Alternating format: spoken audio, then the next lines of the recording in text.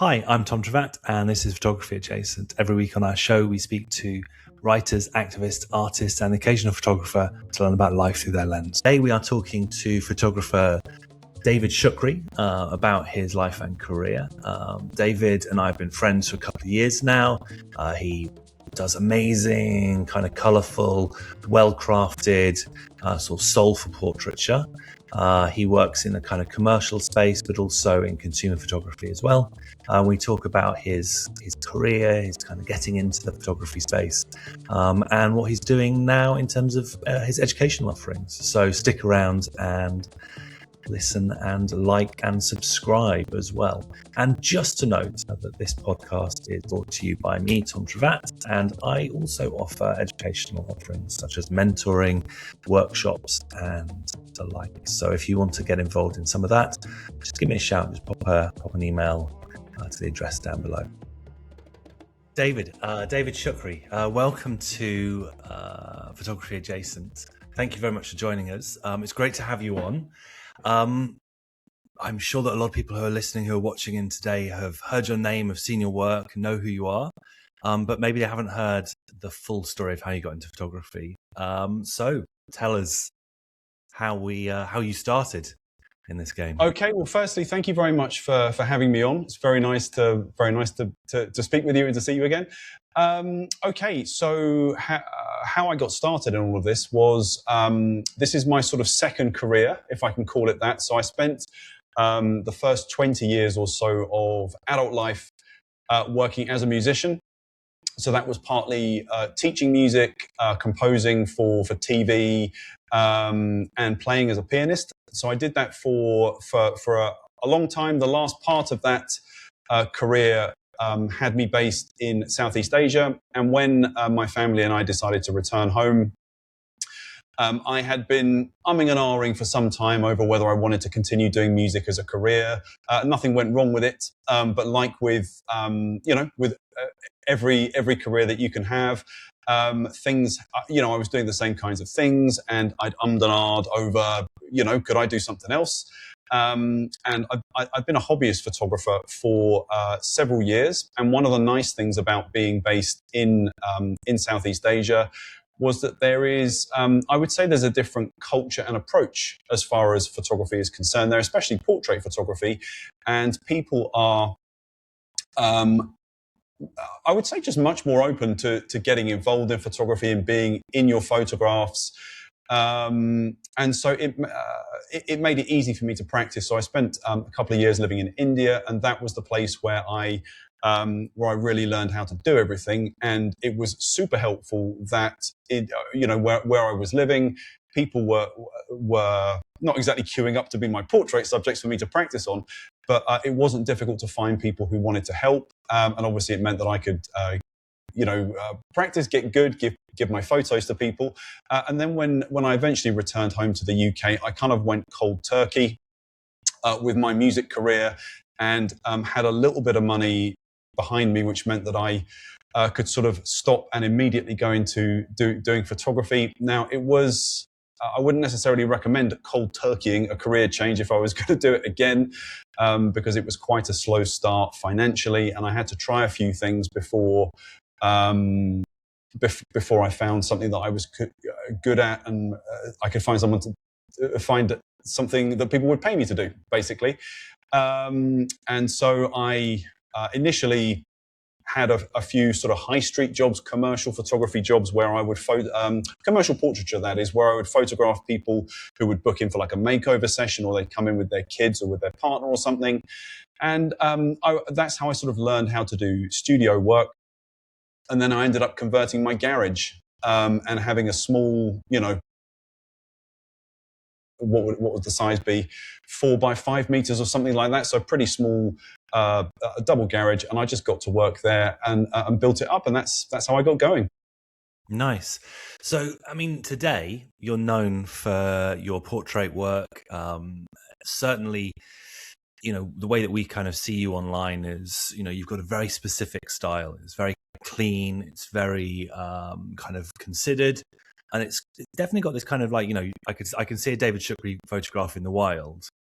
And if I scroll back on your Instagram, which I was doing yesterday as I was just preparing for our chat today, it's almost been like that from the beginning. Very, very early on. Yes, your work has got kind of various different styles, and there's obviously some street photography and some sort of, I'd say, like travel style photography from when you were maybe just a hobbyist.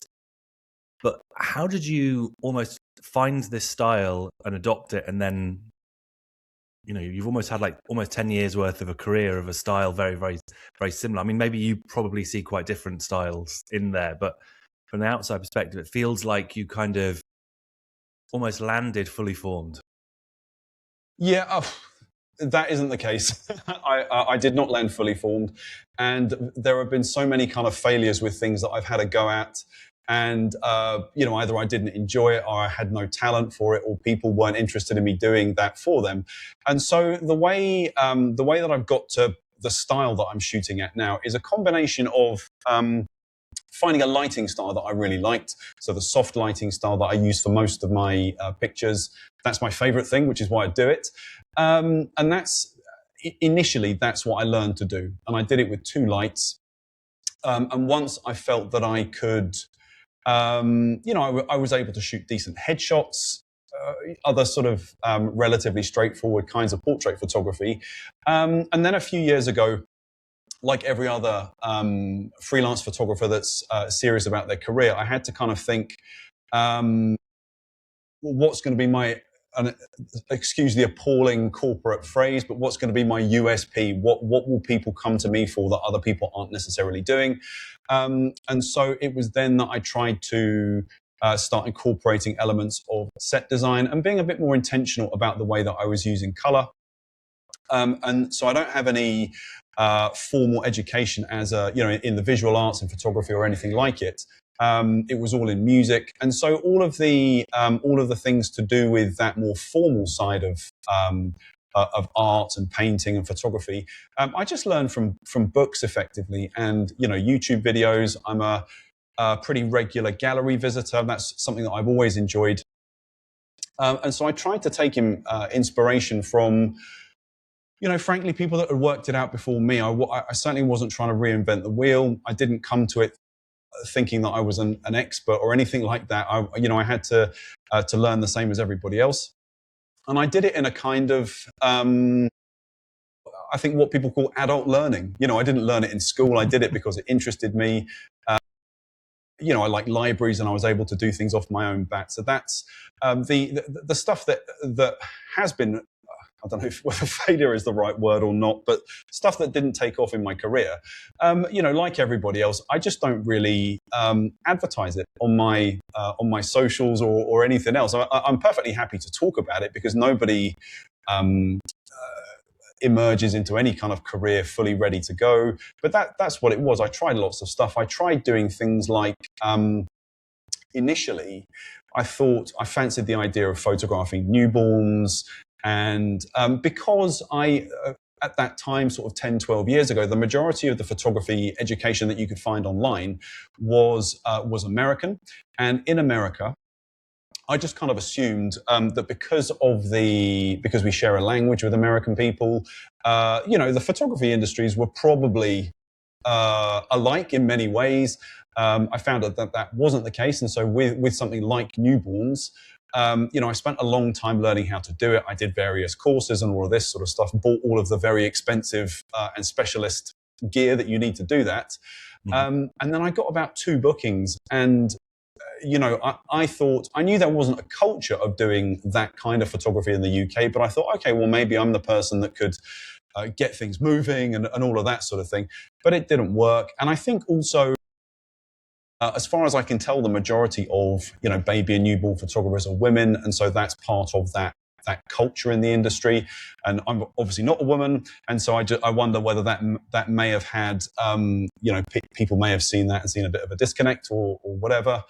So I sort of left that behind. I tried doing creative portraiture with like brightly colored gels and that sort of thing. And although I use gels now in a more kind of pared back sort of way, a gentler way, I wasn't able to do that very well. And there are other people doing that really, really well that, there's no point in me trying to compete with those. And so eventually I found my niche doing things that appealed to me and things that appealed somewhat to other people as well. Mm-hmm. Yeah, absolutely.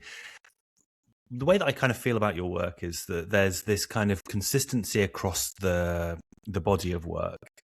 It feels, I mean, I've been in the room when you've been doing workshops, when you've been doing test shoots. You've used my studio every now and again in the last few years. So I've seen the kind of the processes that you've gone through. There's a on the one hand, there's a real simplicity to something. It's like, you've got a kind of a set of tools that you use quite regularly, but no two photographs are the same.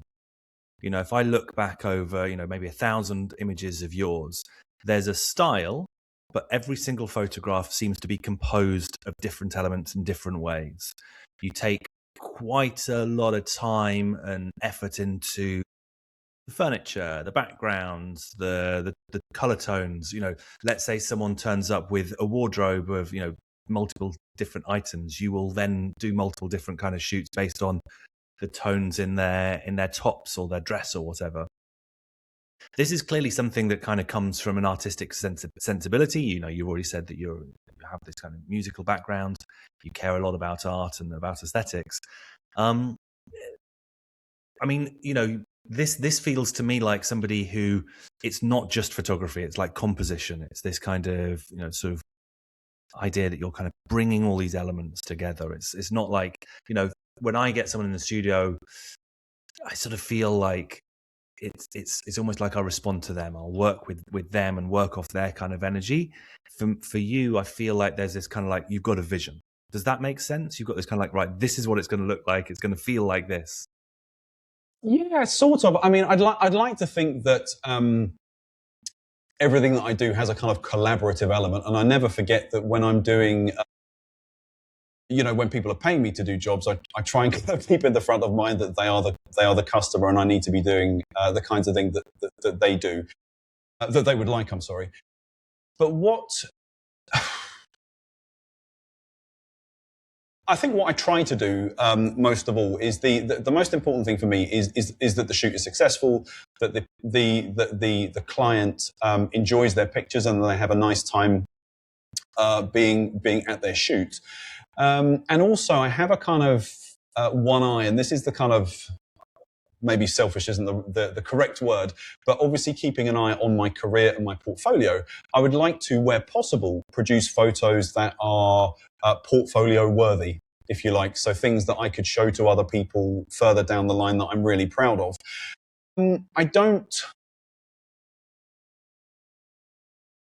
I hardly ever take pictures where I'd be ashamed to show the photos to somebody afterwards.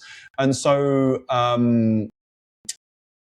let's think of the best way to describe what I mean by that. I mean, people come to me as any photographer because they want me to sort of shoot in a particular style.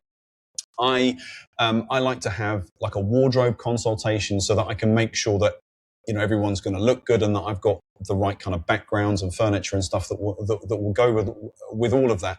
And from time to time, people ask me about can I do this shoot or that shoot. Now, and a good example of this was a few years ago.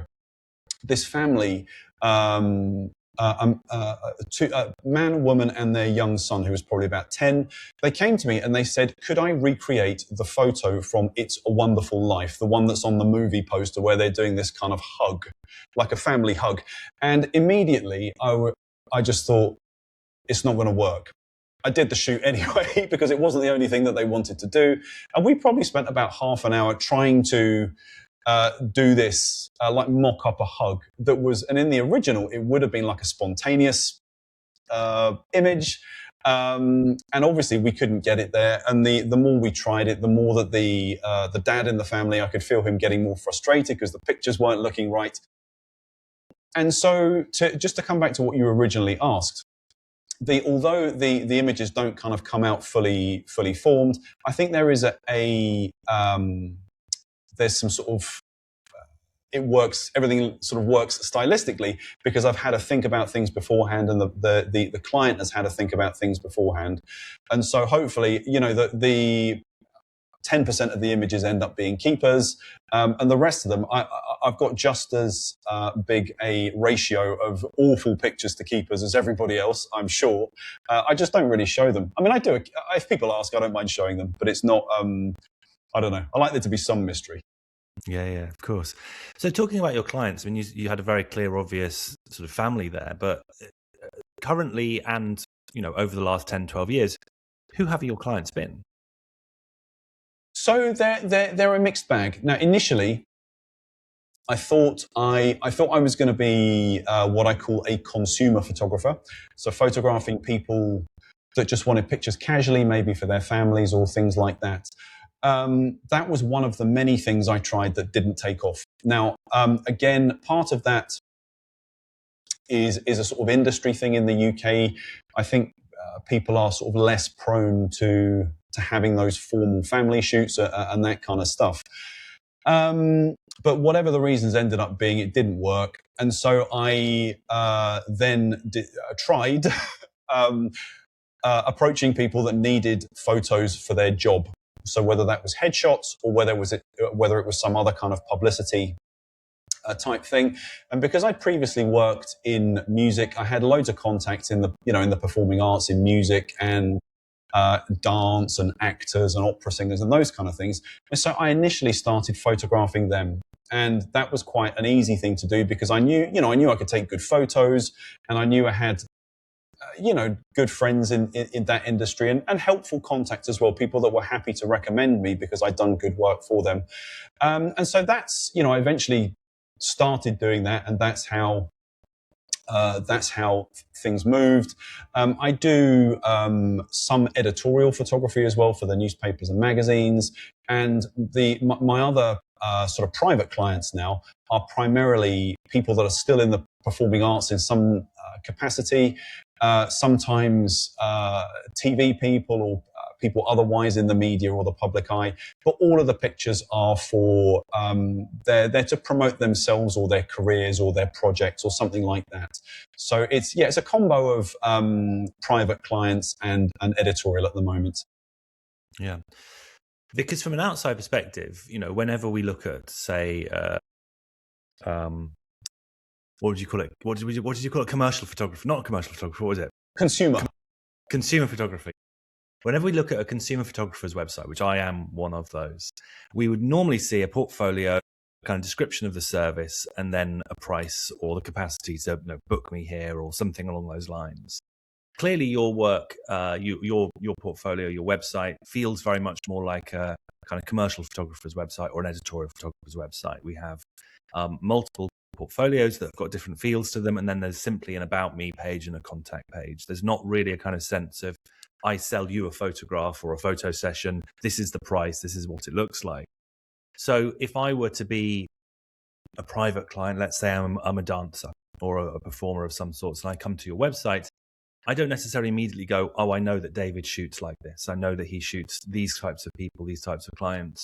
So is there some kind of and this, I think this is kind of interesting because I've got friends and other photographers who we always have this kind of conversation. Do you sell your work on your website like in one way, like it's a particular kind of product that you buy, or do you do it in a kind of commercial editorial photographer style where the website is purely an editorial, is purely a portfolio website? So you've gone down the portfolio website route.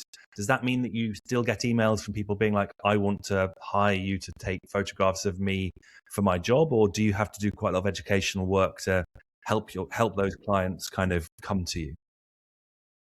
It's a combination of both, actually. So so I get quite a few inquiries and bookings and things from Instagram. So those would be the people that are the same kind of people that you see in the pictures on Instagram. So performers of various descriptions, and I also get a fair number of inquiries for things that are, I guess, what you might call general photography.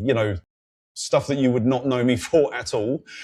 So things like I have a couple of regular gigs for things like photographing warehouses of all things. So I do a little bit of work with a company that they're a civil engineering company, and they build distribution centers. You know, when you're driving along the motorway and you see one of Amazon's places or John Lewis or whatever. So they build those and they make the racking systems inside that store things or whatever. So I do marketing photography for them, for example.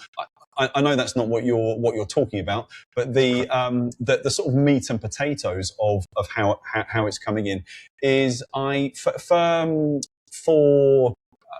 private clients, I have two, I guess you'd call them packages. They can come for a big shoot or a small shoot, and so those packages, I charge a sort of set fee for that. With the reason that I haven't got any prices on the website, and I know that there will be either you may be thinking that, or certainly people watching this might be thinking that, it's because it's not because I wish to hide the amount of money that I charge. It's that with anything that is not in the sort of packages that I do normally, it normally needs a bespoke price. Now, I know bespoke is a bit of a ridiculous word to use in this instance. I'm not having a kind of 3-piece suit cut or whatever, but obviously it needs, I need to quote for the amount of time, the deliverables, all of those type of things. And so for those jobs, and that's just anything that is not my normal bread and butter, then I will do that on a case-by-case basis. The other bit of my career that you just referred to, the educational stuff, that brings in work as well. So I do probably a third to a half of all of my work is educational in some way. So that's it's running in-person workshops, which I do at the studio and elsewhere. I sell a couple of online courses through my website, and things like bits and pieces of editing software and things like that. And so the people that come, that's one of my big contact points with like normal people, because with photography we know that it's got to be one of the loneliest professions on the planet. So when you're not shooting, you're basically in a room somewhere in front of a computer probably, or on the phone, either chasing work or trying to get paid. And so with the workshops and things like that, that's a really nice way for me to meet people and interact with people. And so quite often, not all the time, but I will have contacts from people saying, oh, my friend or my husband or whatever came to one of your workshops. Can you do this photographic job for me? And so, there is that as well. A reasonable amount of word of mouth. And then there are things, because there are bits and pieces of things that get published. People see my name there. I mean, not a huge amount of work comes in that way, actually, less than people would probably expect. But yeah, those are the ways that the work comes in. No, fantastic. Yeah. So let's talk a little bit about the education side of things. So firstly, you've just recently, or within the last 2 years, become yourself. Like, you were English Photo Works for quite a long time, and then more recently you've actually kind of almost reclaimed your name. The website is David Shoukry, and now you've got the education website, which is Create with David. Is that right? Yeah. So it's very much kind of coming back to your name. What's the evolution there? First of all, where did English Photo Works come from, and what was the kind of process that you went through to get back to yourself in a way? Do you know, literally no one has ever asked me that question before, and it's and I'm quite excited to answer it for you. So if we go back to a few minutes ago when I was talking about living and working in Asia, now the photography education that I'd been exposed to at that time so I'd watched lots of courses from Creative Live, which I don't even think that still exists anymore as an organization, but I learned an awful lot from that about what's possible in a photography career, the different kinds of portraiture that you can get involved in, and various ways of marketing and so on. And so I encountered lots of business names with names that were just names that were not the photographer's name. It could be like, Happy Clicks Shooting in, Texas or somewhere like that. And so I thought, okay, I can brand my business with a name that isn't necessarily my own name. And I didn't necessarily have a problem with using my using my normal name, or my government name, as I discovered Americans call it recently. And with the photo works aspect of it, so with English, obviously that it was just to show that I'm a Brit. And then the photo works, I quite like the idea of this, and this is probably going to sound a little bit wanky, but the idea of the artisan side of it, the making side of things, the craftsmanship side of stuff, all of which, the process of doing it all of those things interest me and interested me at that time. And I also noticed that those people that had like a company for their name, a name for their company rather than using their regular name, those were kind of consumer photographers themselves. And so I thought that was how everybody did it. Now, when I came back to the UK, I sort of traded under the English Photo Works name, and absolutely fine.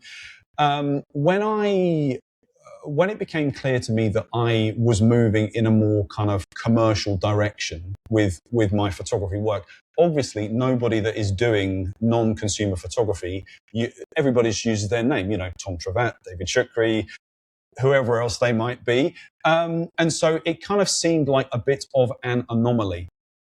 And so the website that I had at that time for the first few years, it kind of advertised me as a general photographer. I would shoot weddings and, all kinds of other bits and pieces that photographers do. But once I'd found my sort of niche, as it were, it seemed, people were saying, "Oh, you're David Shoukry. Are you also English photo?" And so I just wanted to try and make everything as clear as possible. So I still actually use it as my on my email address. And so the Create with David brand, which is the sort of workshop bit, I guess you would say, was to keep the portfolio and my training stuff or education and workshops separately, because I knew that the picture editors on the magazines and whatnot, they don't care about whether I'm giving somebody a one-to-one to teach them about shutter speed or that sort of thing. And so it was a case of just making sure that the two areas of my business were absolutely clear. So that's why I did it. Yeah, fair enough. And actually, the other significant thing is I have a last name that I have to spell every single time. Yes. And so I thought, well, everyone knows how to spell English photo and works. And so that would be, it would sort of eliminate people, getting it wrong on Google or whatever. But that, those are the reasons, basically. Fair enough. Yeah, fair enough. It also, for me, it has a sort of branding element to it. And at the time you were living in or close to Bath, and there's this kind of almost bucolic aspect to that part of the world, sort of Jane Austen style thing. And then there's there's something a little bit about the way that you styled your photos and styled the website. And it had this kind of almost very English kind of Bridgerton-esque kind of element to it. So it did sort of make a lot more sense that way. Whereas now the shift back to your name feels a touch more, there's something a little bit more kind of pared back and stripped back, and it's become a little bit, more commercial, more kind of cleaner in that respect. Yeah. So we talked a little bit about your education, the sort of education that you offer. I've been at a couple of your educational offerings, your group workshops, but you also mentioned one-to-ones. Explain what happens in one of those groups or one of those one-to-one sessions. What are you focused on? What are you really interested in talking about and helping people with? Okay, well, again, that's one of my favorite things to do. Now, those one-to-ones usually take two formats. The one that I mentioned before, which is where, I talk to someone about shutter speed and ISO and all of that kind of stuff. That will, in January, when people have got their fancy camera for Christmas, and they need a bit of help getting going with it, I'll get a few calls to help with that. But I also do a reasonable number of sessions with people that want to learn, detailed lighting stuff. And those people are quite often I mean, there's sometimes professional photographers that are looking to pivot a bit. So they've been doing, they may have been doing weddings or something like that for a long time, and that, their knees have gone or whatever it might be, and they just want to learn something new. So that's one demographic. Another demographic would be the kind of retired dentist with a bag of Leica equipment. That's another kind of person that comes to see me. And really those, people like that, they just want to have fun with their photography. They've got the resources and the equipment and the time to learn how to do it. And they just, they want to come and have spend the day with someone they don't know that they can learn from. And that's how it generally goes. I will sometimes do those one-to-ones with other professional photographers who are in what you might call an adjacent space. So they're doing studio portraiture in, maybe in the same way that I am. Again, I don't have any problem with doing sessions with people like that. I don't have problems with people coming to my workshops. I'm not, because, from time to time people ask about, they'll be sort of wary of what I'm doing and say, don't you feel that someone's going to come and steal all your business? Things like that. And I don't worry about that. And the reason that I don't worry about it is that I don't think anybody is stealing business from anybody else in the photography industry. I mean, getting work is tough regardless of what you're doing. And the fact of just being able to do a thing does not mean that you're instantly going to be given loads of work doing that. So I can, you shoot in an amazing style. I shoot in my own style. Any number of other people do that. If I started saying, okay, well, I'm gonna, I want to shoot like Tom Trevatt. I want to have a combination of natural light and constant light and the colorful gels and those type of things. Fine, I could do it, but people know you for it. And the point is, whatever our niche in the industry, we spend time, meeting people and making contacts and nurturing relationships and those kind of things. And I think it's those things that make people come back to you. It's not whether you can do a thing or not. A skill can be, virtually anything that can be learned is on YouTube. Now, if I go and watch a YouTube video about something, that doesn't suddenly mean, or if I go and have a workshop with, Jake Hicks or somebody like that who's got a very definite style, if I go and learn about how Jake is doing gels and, using projection and stuff like that, fine, I can learn how to do it. But everyone knows that's what he does. And so they're going to pick up the phone and ask him to do it when they need that look. And so I'm perfectly happy to tell anybody that wants to come to me, I'll show you how you do it. This is what you need. This is the kind of lighting you need to look. This is how color relationships work. And I'm happy for people to go on their way with that new set of skills, enjoying their photography. And I've never, never say never, but nobody has come to me and said, oh, did you hear that so-and-so managed to get this gig because you showed him about doing that? I don't think that happens. No, I don't think it happens either. What's really interesting for me is, obviously, from a technical perspective, we can teach the things that we use and the things that we do. And someone might come in and be like, they'll shoot a photograph that looks a little bit like the kind of photograph that we might shoot because we've set up the lights, we've set up the backdrops, we've set up the posing and so forth. But it's just that's what they do for that particular moment. And they take the things that they learn from that and they go and apply it to the kind of photography that they do. And it's just a bit of a kind of tool in the toolkit rather than a full spectrum of like, I'm copying, or I've learned this entire business model and I've learned the entire strategy and so forth. But yeah, so with these kinds of one-to-one clients, are you working with them on just a sort of like a one-off basis, or is it a mentorship? Is it a long-term project? What's the setup? Well, at the moment, it is. You've caught me at a transitional point in my life, to quote, I think it's Pulp Fiction or something.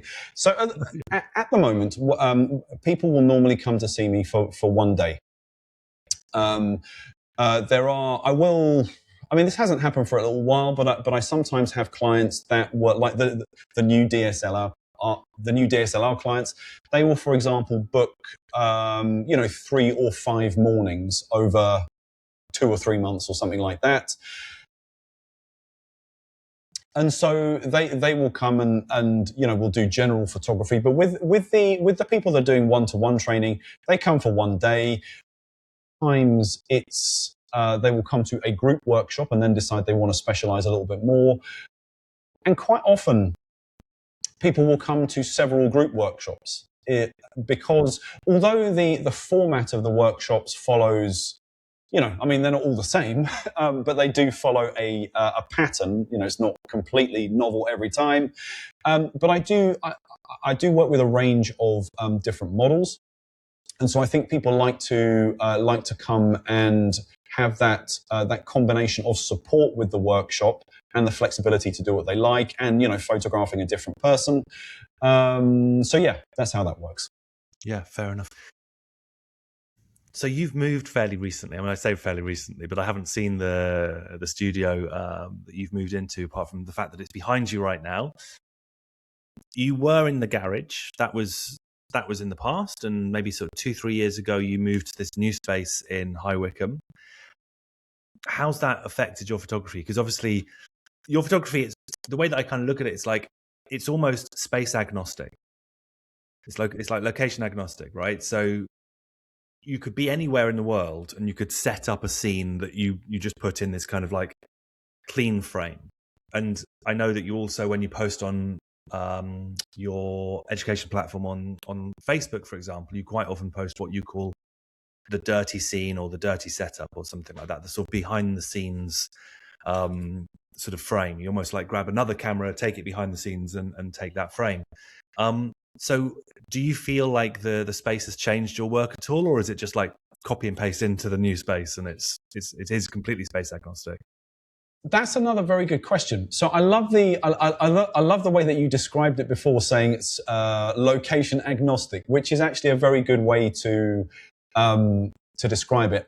Initially, so when I, again, going back to my garage days, which are a few years back now, but I kind of learned things. A combination of YouTube, books, magazines, and obviously trial and error, which is what everybody does. And once I'd kind of stumbled, I don't know whether stumble is the right word, but once I'd worked out that I could kind of bounce light, and that had a sort of quite significant effect on the way the pictures looked. My garage was like this white box, like a sort of cube thing. And initially I thought, oh, what if I can only do this in here? Mm-hmm. Now, I'm not a kind of laws of physics type of person. And so sort of deep down, I kind of knew that I could probably do it somewhere else. But I had this slightly nervous tick, thinking, oh, I'm going to be in here for the rest of my life. And obviously, the first time I went somewhere else and did it, it was fine because physics is physics and it always does what it's going to do. But the space that I'm in right now, what I'm going to do is sort of flip my laptop a little bit so you can see what's behind me. There's the camera that didn't work initially. There's a few backdrops and things. And then it's kind of, there's a staircase right there. And it goes up to, there's a kind of mezzanine up there with an office space and storage and stuff like that. So to answer your question, in the finished pictures, the space doesn't change the way the pictures look because I still shoot the same way as I do everywhere else. However, the staircase, let me just show you that once again, which you can see here, is the building is a 1950s factory, manufacturing building, and it's got several details like that, which I would like to start including in the pictures because they're so cool. And it's got a nice floor. And again, most photographers don't talk about floors, but one of the things that really gets my juices going with floors is that if you have a different floor, it looks like a different room because people know that you don't change the floor in a room. It's the floor is the floor. And so that's why I use rugs and other things on the floors because it changes the location in people's minds. But in terms of the space itself, it's really lovely to firstly to have my own space because I had several years of what you might call studio sofa surfing. I was, and your studio was one of the places where I was doing that. So I was kind of in between studios. Basically, I had several years ago I got divorced and my personal circumstances changed quite a lot. And so all of that, I had to move to a different part of the country. And so all of those things churned up my entire existence for a long time. And so I've actually been in this studio only 1 year. And it's really changed everything. It's not, I don't know whether you can hear this from the mic, but it's actually a noisy building. I have the guy that's in the unit next door to me is a cabinet maker. The guy on the other side makes metal finishes for walls. And there's another guy on my floor that has a cushion manufacturing business. So it's there's a lot of coming and going. It's industrial basically, which means it's also affordable. But it's a good amount of storage. It's kind of vibey. And I think when people come here, they're like, oh, it's a bit of like New York in the 1970s or something. Maybe that's a little bit pushing it. But people like it. I like it. It's a bit cold, to be honest, but there it is. But I do like working in here for sure. Nice. Because if we look at somebody like Johnny Edwards, his studio is insane. Yeah. And in a way, the way that he does it is he has a massive studio space, high ceilings, and then maybe sort of 10 or so setups that are kind of permanently there that he'll change a little bit. But he wouldn't necessarily have a client in and then constantly be changing backgrounds and constantly be changing things. He'd almost like step along to the next bit. Whereas with you, it's like you're forced into this because your sets are complex. They're just as complex as Johnny's sets. You're almost forced into this moment where it's like, right, okay, deconstruct everything, dismantle it all, rebuild it, dismantle it, rebuild it. Does that happen regularly? I mean, I've not seen that happen, but I'm presuming that's the sort of the thing that you go through. Yeah, it happens every single time. Right, yeah. It happens every single shoot. And the way that I've kind of got a system that I think works, that isn't too, that doesn't hold up the progress of things too much. So, and one of the most important things in that whole system is knowing what the wardrobe stuff is going to be. So I always have some kind of consultation, so I know what the clothing is going to be. And so from there, I can decide what the backgrounds are going to look like, what the colors involved will be. I can choose furniture. And although I can get the sets, the most complex set that I ever need to do, I can do in 10 minutes. I can pull down the previous one and get the new one set up in 10 minutes. So normally I go into a shoot having those things worked out already in my head. And so although there is, there's a few minutes in between every single look, I know what I'm doing and I'm not sort of scrambling around finding things or thinking, what am I going to do?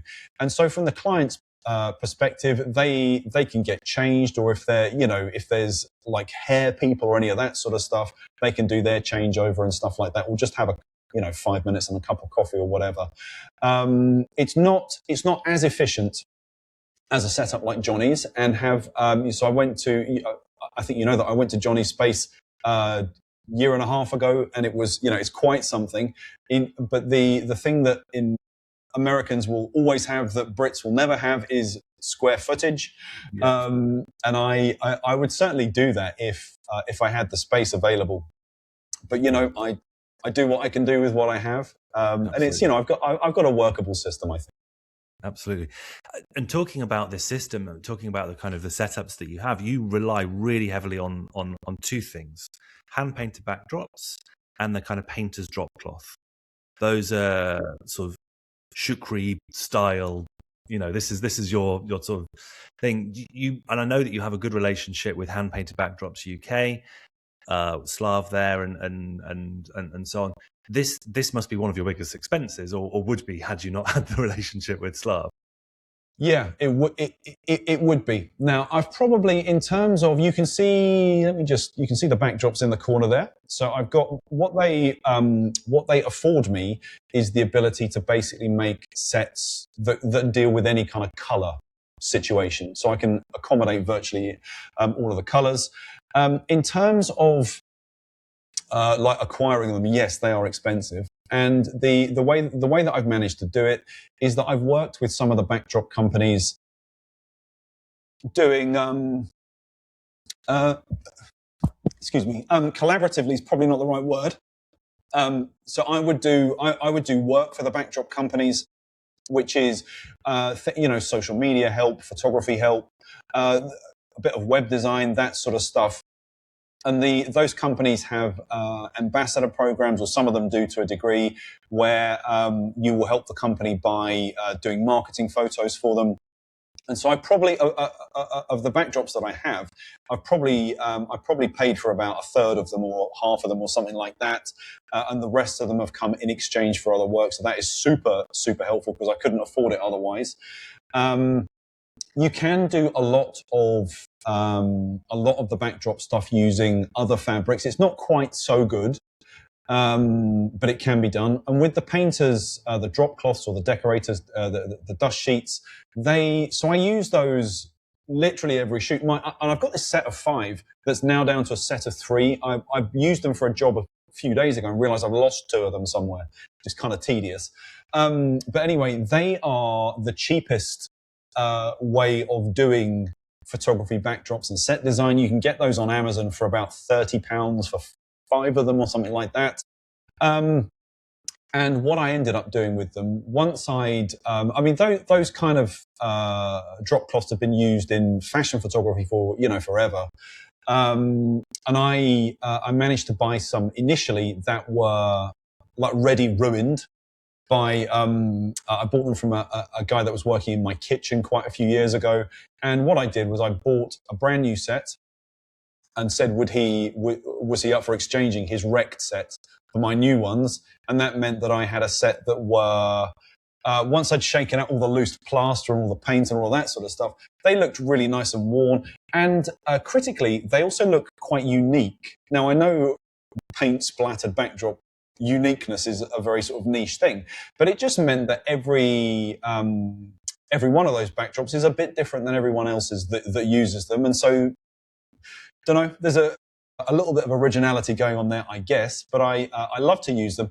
And it means that you can, especially with the drop cloths, you can shape them and you can make leading lines with them and you can drape them in very nice ways where you can create a kind of little world. So people, although I'm not under the illusion that anybody thinks that I don't know, in some dusty mansion or something, but if you cover these cloths over bits of furniture, to me they give this kind of impression of maybe an attic room in a manor house that hasn't been seen for 50 years, and there's a bit of mystery and a bit of creativity, or in a more obvious way, it's just a nice neutral background with some shapes that doesn't interfere with the shot.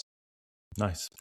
So let's very quickly talk about gear, because I know that you're shooting on very similar gear to me, or at least, last time I saw you were shooting with the GFX. Tell me about your gear setup, and you've got some good lights and all those sorts of things. I mean, gear. Yeah. So with the camera, I've been using that the current daily driver is a GFX 100, which I've had for 2 years. And, I had a GFX 50S, which I bought 7 or so years ago. And I love those cameras. So the reason that I know anything about them in the first place is that I ran a workshop, 6 or 7 years ago. Somebody brought a GFX camera to it, and I didn't really know anything about it. I shot a few shots on it. The guy was kind enough to actually loan it to me for a couple of days. And at that point, I definitely could not afford to buy one. And at that point, I was like, oh, everything else sort of seems a bit flat and not so good. A couple of years after that, I inherited a little bit of money when my mum died, and I bought one with that. And I didn't kind of buy it as a sort of business decision. I wasn't thinking, okay, if I buy this camera, I can double my rate, and people are going to start kicking the doors down and all of this type of thing. I just thought, even if it doesn't make money for me or whatever, I'll still enjoy the pictures more. At least some of the clients are going to enjoy the pictures more. Someone's going to notice a difference. And so there was that. But the other thing that I hadn't really banked on, the bit about medium format cameras that people talk about, and sometimes people are negative about it and sometimes they're positive, is the way that it shoots. It slows down the way you shoot. Now, I was never a kind of spray and pray type of person anyway. And with the, as you know, with these cameras, they don't do anything very quickly, least of all focus. Yes. And so it was quite nice. When I get to the end of my big shoots and I've shot like 200 photos instead of 1,000, it means the process is a little bit more mindful. I have a kind of a bit of a mental tick where I like to slow down and compose in the camera as well, which the medium format thing helps with. But yeah, I've just sort of found the system that is for me. Although they're not exactly economical cameras, I think they are very good value for money, especially in comparison to other medium format cameras, which I'm definitely in a different tax bracket too. But yeah, I love them. I've been working a bit with Fujifilm over the last. How long would it have been? Probably about a year. Doing, just working closely with them on not closely, to a degree, I should say, on GFX stuff, and helping them with running events around the GFX cameras and things like that. And it's that's nice. And so yeah, I'm kind of I feel like I'm in the Fujifilm ecosystem now, at least at least for a while. Because I love them, and once you get in with any camera ecosystem, you've got the kind of financial commitment of all the lenses, and so you've got to go with what you're going to stick with. But I'm very happy with their cameras, and although clients, no one ever says, "Oh, what you're shooting on." They don't complain about the pictures, which is good enough. Good enough for me. Absolutely. David, before we wrap up, and thank you very much for being with me for this last 45 minutes, but before we wrap up, if there's anybody out there who's like, how the hell do I get into this kind of work? How do I start? Where do I, what's the first thing that I need to do? How do I maybe get, an editorial gig? How do I get, my first client? Is there anything that you could give them a little bit of help with? Okay, so with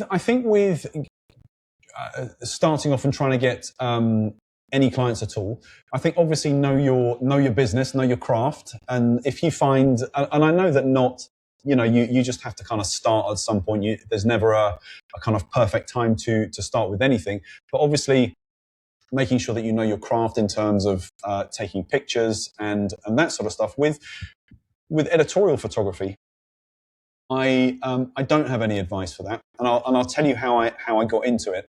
So for years, I sent emails to the picture editors on all of the national papers and the glossy magazines and that kind of thing. And sometimes I would get an email back saying thanks, but no thanks. Thanks, your style isn't really what we're looking for. Polite brush off.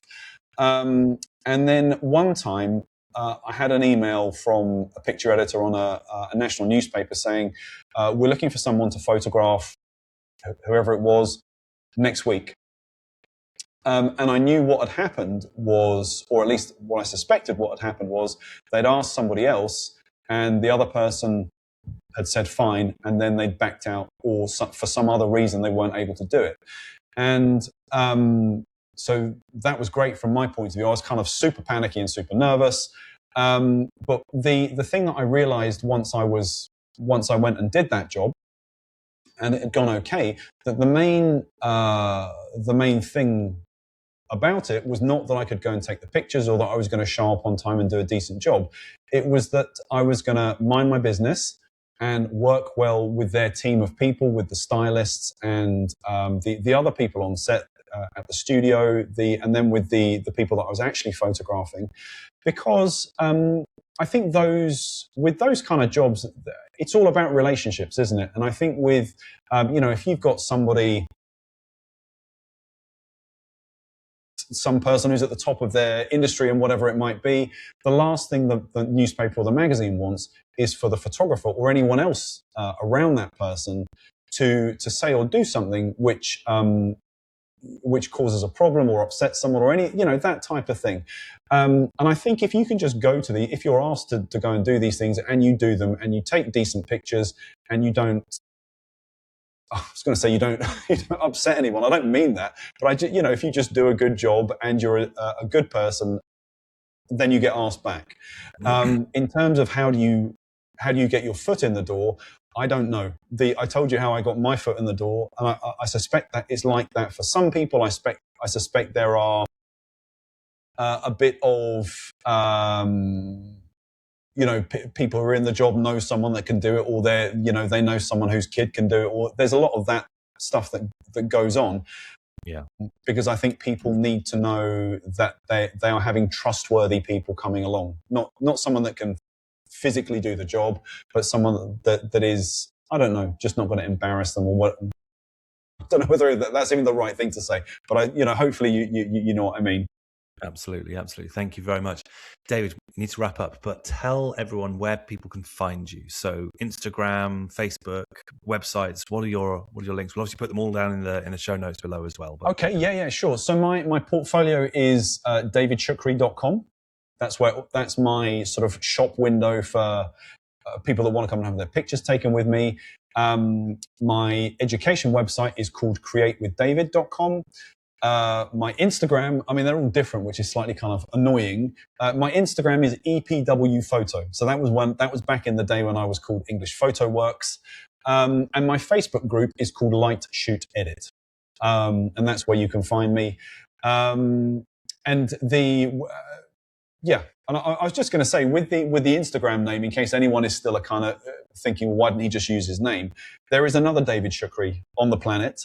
That David Shoukry had the account, and he then deleted it. So, and if you delete an Instagram account, it means that the username cannot subsequently be used by somebody else. So I'm always going to be EPW Photo. So that's where I am. Thank you very much. David, it was great having you on. Really great to chat. So thank you very much. No, the pleasure was all mine, Tom. Thank you so much. Cheers.